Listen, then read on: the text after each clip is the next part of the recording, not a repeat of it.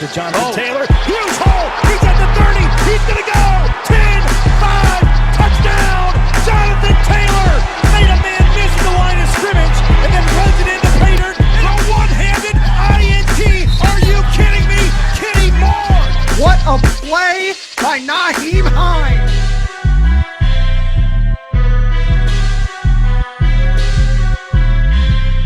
Horseshoe is back, baby. The horseshoe is back. What is going on, Colts Nation? Welcome back to another episode of the Bring the Juice Colts podcast. On with us, very special guest, friend of the show, Mr. Zach Hicks of StampedeBlue.com. Zach, it's been a bit, man. How are you?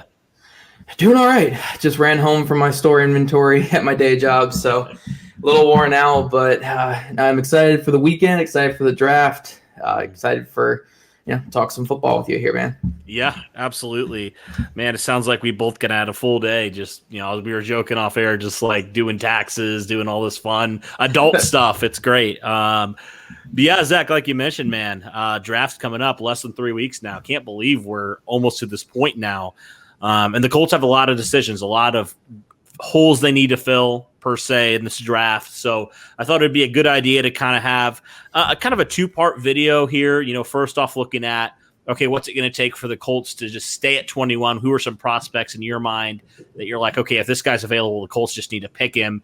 And then also on the flip side, what are some scenarios that the Colts maybe are like, we need to kind of trade down, get some more picks, and we feel like we can get some of the guys with maybe not the same value, but pretty good value, and also acquire some more guys there. So for the sake of this video, we'll start with some players or some situations in your mind that would make the Colts stay at 21, not trade out, and maybe get a player there that they really value high. So what are some scenarios or some players? We'll start with some players that you think really need to be there, and some guys that you really are high on that you think if that guy's sitting there, the Colts need to definitely pounce on that at 21.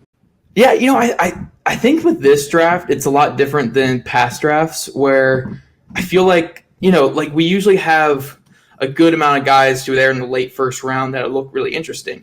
Guys who you would probably want in that late first round range, where in this class, I feel like there's a huge drop off after the top 10, 12, 15, like probably 10 to 15 guys in this class. I feel like there's quite a drop off. I don't think there's a lot of top tier talent in this class. I think it's a lot more centered in that like late day 2, early day 3 range. So there's not really many guys who I think are going to be there at 21 who I could be like, okay, I won't trade back to get those guys. Maybe a couple guys slip. Christian Darrisaw is the type of guy who I would probably take there at 21. Tevin Jenkins, I would probably take at 21 there. Both those guys just make a lot of sense for what the Colts want at left tackle. In terms of edge rushers, I think Jalen Phillips and Kwity Paye, I think, are just really like two ones that I would easily lock in at pick 21. And then any of those top receivers, they fall, probably any of those top 3 guys.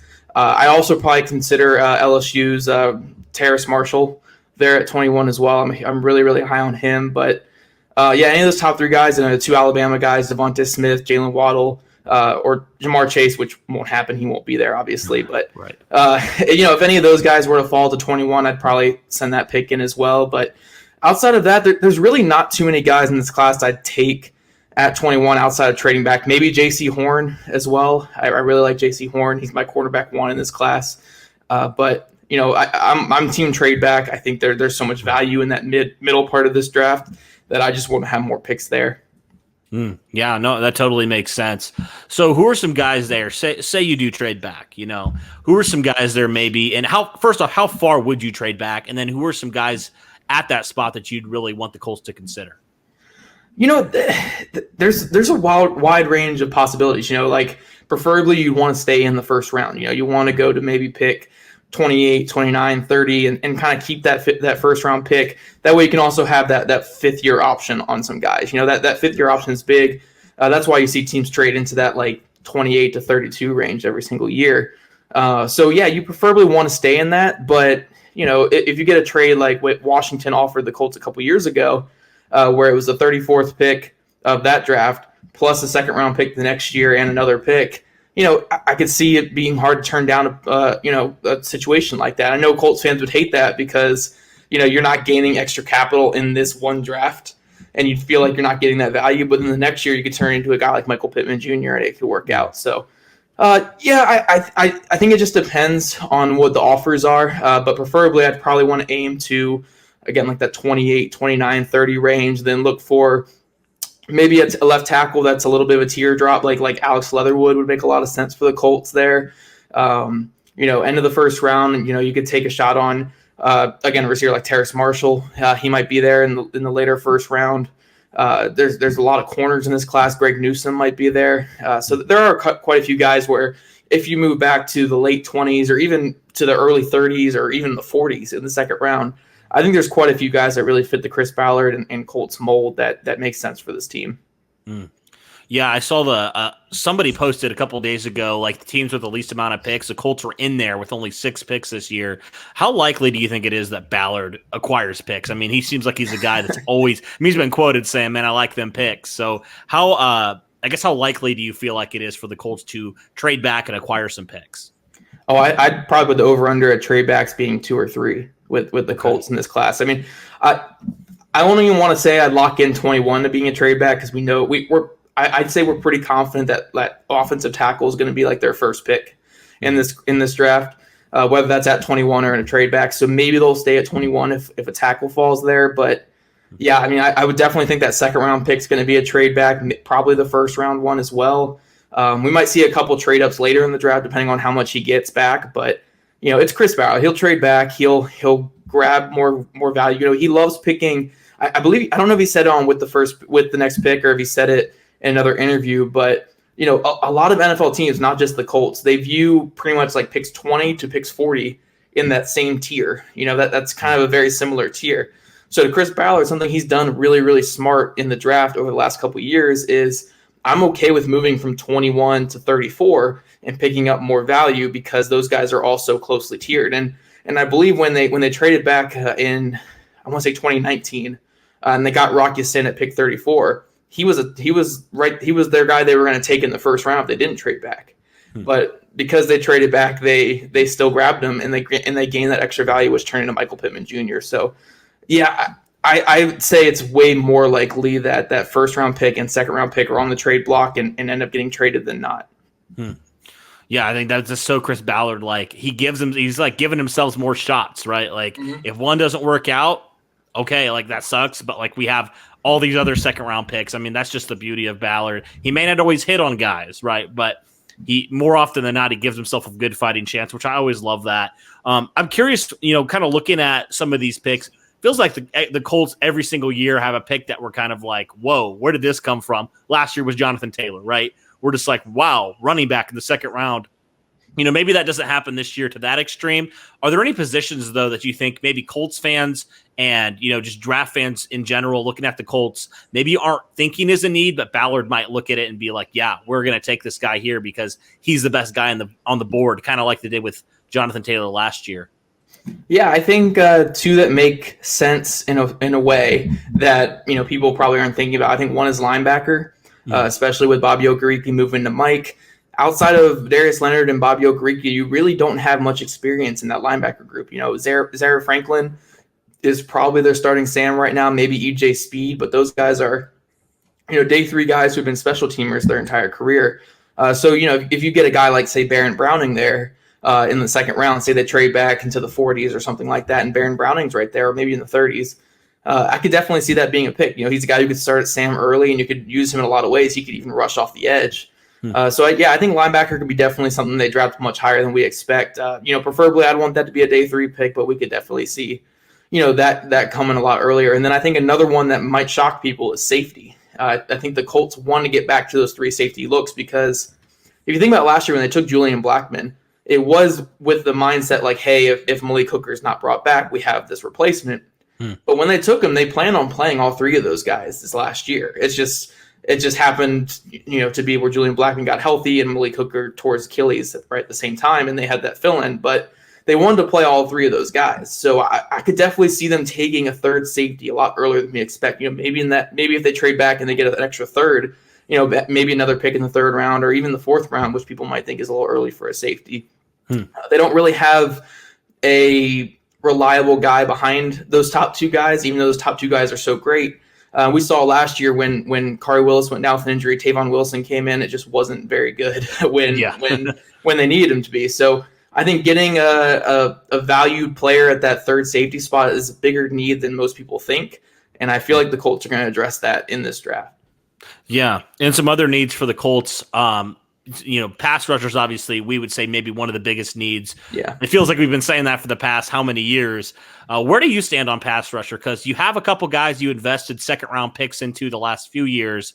You also brought back Al-Qadim Muhammad, and you have Isaac Rochelle, who you brought in. Where do you stand at pass rush right now? I think it's the biggest need in the whole roster right now. Left tackle is obviously huge because you need to have somebody there. But with how deep this offensive tackle class is, and you also have, I don't want to say great options on the roster, but you have the option of moving Quentin Nelson out if you have to. You have the option of putting Sam Tevi in there, who isn't great by any means, but next to Quentin Nelson, his quick passing scheme, he could probably be passable. I think pass rusher is huge. I mean, we saw in the playoff game against the Bills, the Colts were going toe-to-toe with one of the top teams in the league, but they just couldn't get home at all against Josh Allen. And DeForest Buckner is one of the best defensive players in football, but you need to have some sort of consistent edge pressure for him to really be dominant. So, yeah, I think they really need to get a good edge rusher. Obviously they have the two young guys in Kamoka Toure and Ben Banogu, and I fully believe in both those guys hitting their potential, but we're at the point where Toure is going into year 4, Banogu's going into year 3. They haven't really produced too much at the NFL level, and you can't really count on them being guys yet. You can hope for them. You want to get them on the field. You'll play them if they have great practices and great training camps, but they can't be your answer at the position right now. And then when you look at guys like Al-Qadim Muhammad and Isaac Rochelle, they're I don't want to call them Jags, but they're kind of just guys. Great effort players, good run defenders. They're not going to offer you much in the pass game. I think Al-Qadim Muhammad was in the bottom half of the NFL in pass rush productivity last year for Pro Football Focus. Isaac Rochelle was like the third worst defensive end in the NFL in pass rush productivity, according to Pro Football Focus. So, you can't really count on those guys being, your top guys. So hopefully Banogu and Toure break out and we get to, enjoy that. But, until that happens, you really have to try to focus on addressing pass rusher. Not just edge player, pass rusher is what it needs to be. And there's a lot of good options in this class, and I'd be shocked if they don't at least bring somebody in to compete. Yeah, that's the whole thing they've done is that competition. And it's just like you have all these guys with potential. I'd even throw Tyquan Lewis in there to a degree. Yeah. But none of them have stepped up and fully become that number one guy. So I agree. You got to keep tinkering with it until you figure it out. Let's talk about tight end, though, because a lot of people aren't talking about tight end, but the Colts, it's been rumored that they're looking for a playmaking tight end. Some people, there's been some rumors around Zach Ertz, but obviously hasn't been released by the Eagles yet. Haven't really heard a lot on that front. Is there any tight ends maybe that you're looking at that you're like, that would be a really good fit with Indianapolis' system? Yeah, obviously the top 4 guys, I mean, Kyle Pitts is not happening, but outside of that, there's Pat Freiermuth out of Penn State. There's Brevin Jordan from Miami and Tommy Tremble from Notre Dame. Those guys would all be great fits in the Colts. I mean, all in different ways. Tremble's a great blocker, and he has the potential to be a good pass catcher. Freiermuth is an absolute freak, and I think he'd just be a great fit. And Brevin Jordan, even though he didn't test great, I think would be a great fit in what the Colts do with their offense. But, tight end's weird because we've seen with Chris Ballard over the years with this roster, it's not that he doesn't even draft tight ends. It's that he doesn't even roster tight ends who were drafted in the first place. Outside of Eric Ebron, every single tight end who has been on the Colts roster at some point, like Hale Henches, Jack Doyle, Mo Alley Cox, Eric Swope, Trey Burton, none of them have ever been drafted. It just doesn't seem like it's like that. That's probably a lot more coincidence with some of those other guys. But, Chris Ballard, I don't know if he really values the tight end position as a draft position. So I could definitely see him targeting it on day 3, but that always kind of gives me pause when I look at guys on day 2, like a guy like Tommy Tremble.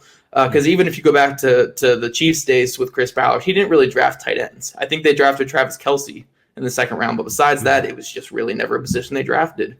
So we'll have to see with that. Maybe he breaks the trend and he does draft one this year.